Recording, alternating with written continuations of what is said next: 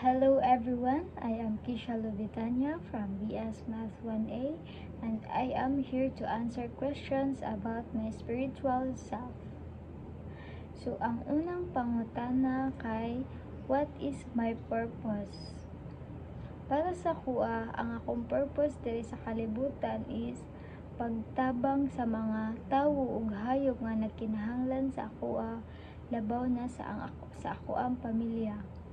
Kay ang pagtabang sa isig ka tawo kini nakahatag sa ako og kalipay sa akong kaugalingon nga ako makatabang sa ilaha.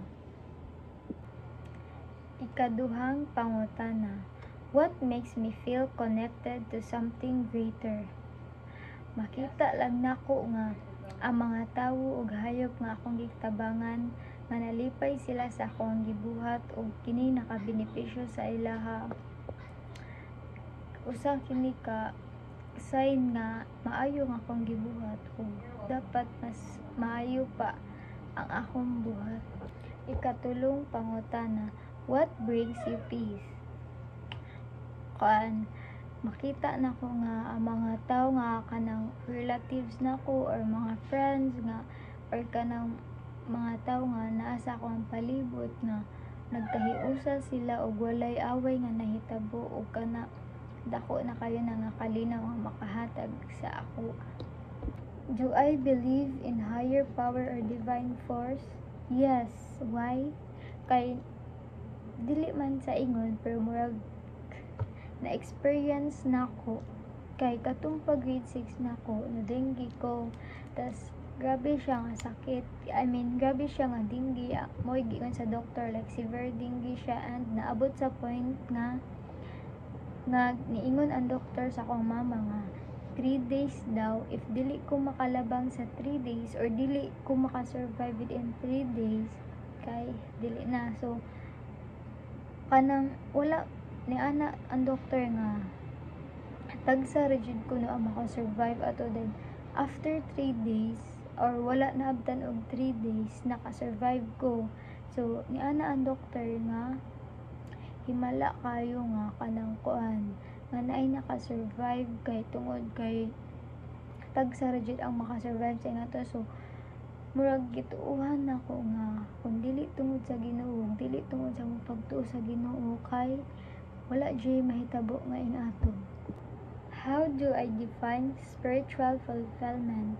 Para sa ako kay kanang kuan nakatabang ko og spread sa gospel, nakasimba gihapon ko ug naa gihapon ko'y chance nga makaampo ug makigistorya ngadto sa Ginoo. How do I express gratitude? Sa ako kay mangayo ko og kuan pasalamat every time nga nahimubuhat nga maayo sa ako, bisan gagmay man or dako mga jud ko permi og pasalamat, magbalik-balik jud ko ingon sa ila og pasalamat.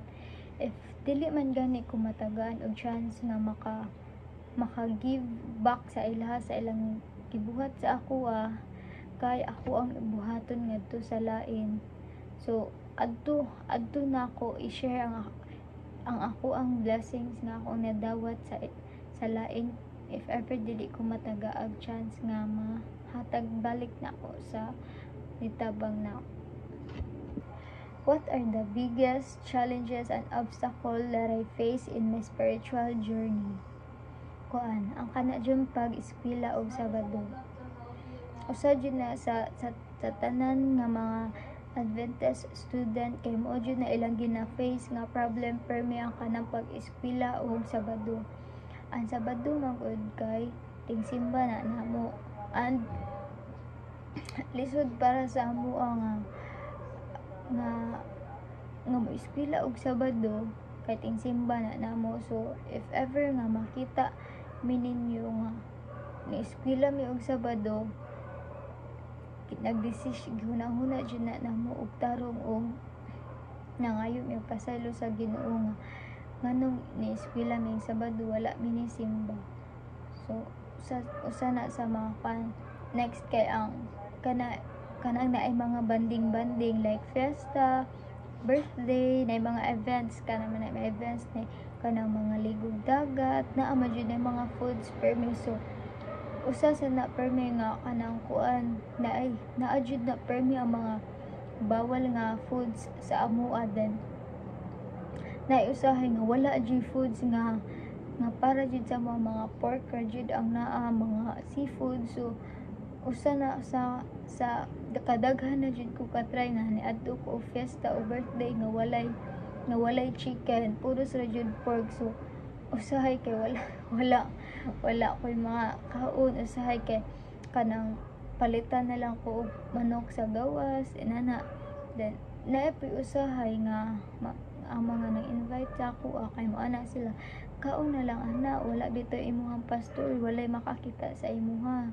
Bisan wala ang pastor, naa man ang Ginoo makakita. So permi gyud na nga kuan sa amuha mga Adventist, permi naapoy usahay nga iladon mi ingnon mi kanang mopalit na sa restaurant or sa kaning something nga mga tao nga kusog jud mangilad. Ana jud nga kuan kaon ana kay kuan lagi na dili na baboy ang sagol, pero sa tinuod ay kay baboy di ay ang sagol. So kami kay permi jud mi mga biktima og ingana labaw na sa mga restaurant kay ganahan sila mahalinan din mamurit na lang sila. So second to the last question, how do I deal with doubts or changes in my spiritual beliefs? Every time nga magduha-duha ko sa akong pagtuo kay wala ra jud ko'y lain buhaton kundi ang pag-ampo nga mangayo ko og guide og sign sa Ginoo nga para kini makahatag og giya sa ako para dili na ko magduha-duha sa ako ang pagtuo sa iya. Last na pangutana, what are my spiritual goals? So ang ako ang spiritual goals kay makatabang ko sa church, maka-spread ko sa gospel, ug mas mo grow ang ako ang connection dito sa Ginoo. That's all. Thank you.